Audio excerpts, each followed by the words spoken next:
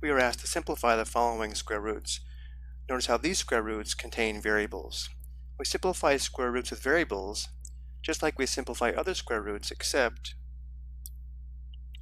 when finding the square root of an expression that contains variables raised to a power, we need to consider that the square root of x squared equals the absolute value of x, not just x. This is because this is the principal square root and this result must be positive.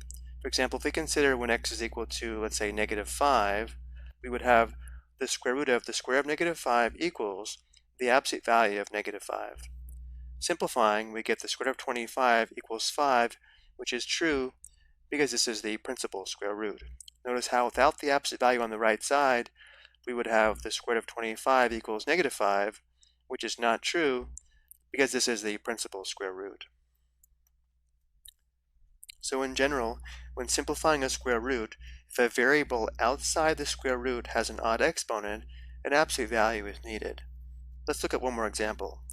Here we have the square root of 16x to the fourth y to the sixth, which simplifies to 4x squared y to the third, and because the exponent on y is odd, we need an absolute value. The exponent on x is even, and therefore it does not require an absolute value. However, some sources do include both variables in the absolute value, which does not affect the simplified result.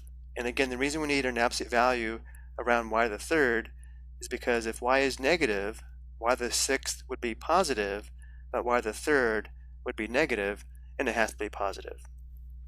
Let's look at our examples. Here we have the square root of 36x to the sixth. 36 is a perfect square because it's equal to 6 times 6. So let's write this as the square root of 6 times 6. X to the sixth is also a perfect square because it's equal to x to the third times x to the third. So here's a perfect square factor, and here's a perfect square factor. Let's write this as the square root of 6 squared times x to the third squared, which we can write as the square root of 6 squared times the square root of x to the third squared. The square root of 6 squared simplifies to 1 factor of 6. The square root of x to the third squared simplifies to 1 factor of x to the third. But because we have an odd exponent on the variable x, this requires an absolute value. This will assure the result is always positive. Number 2, 54 is not a perfect square. Let's determine the prime factorization of 54.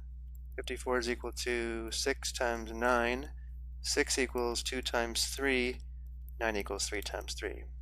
So we have the square root of 2 times 3 times 3 times 3. X to the fourth is a perfect square because it's equal to x squared times x squared. Y to the seventh is not a perfect square, but it does contain a perfect square factor because y to the seventh can be written as y to the third times y to the third. So this product gives us the perfect square factor of y to the sixth, and we still have 1 factor of y.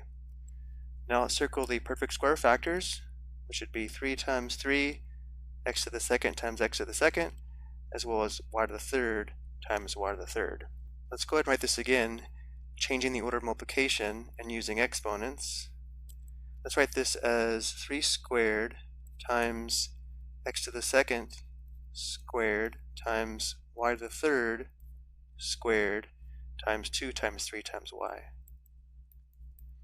And now we'll write this as a product of 1, 2, 3, 4 different square roots. This is equal to the square root of 3 squared times the square root of x to the second squared times the square root of y to the third squared times the square root of 2 times 3 times y. Simplifying, here we get 1 factor of 3, here we get 1 factor of x squared, here we get 1 factor of y cubed, and then we still have times the square root of 6y. The exponent on y is odd, and therefore this requires an absolute value. After doing this a while, we can probably go from this step here to the simplified square root, but for these 3 examples, I do want to show detailed steps. For the last example, we'll begin by determining the prime factorization of 192. 192 is equal to 2 times 96.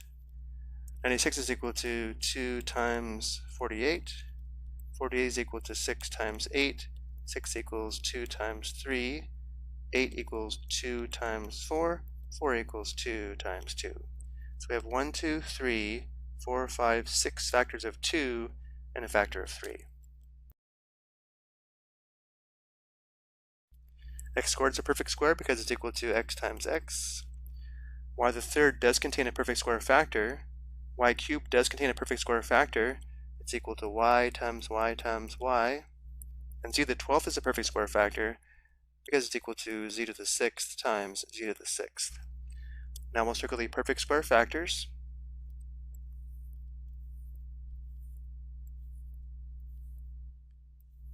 For this example, let's skip the extra steps and go straight to the simplified square root. Everything we have circled represents a perfect square factor, and we'll simplify to one of the two equal factors. So the square root of 2 times 2 simplifies to one factor of 2 here, here, and here.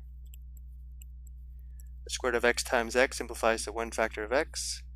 The square root of y times y simplifies to one factor of y. And the square root of z to the 6th times z to the 6th simplifies to one factor of z to the 6th. And we're left with the square root of 3 times y, or 3y. Simplifying one last time, 2 times 2 times 2 is 8, and therefore this simplifies to 8x, y, z to the 6th times the square root of 3y. But notice how the exponent on x and y are both 1, which is odd, and therefore x and y require an absolute value. So we have 8 times the absolute value of xy times z to the 6th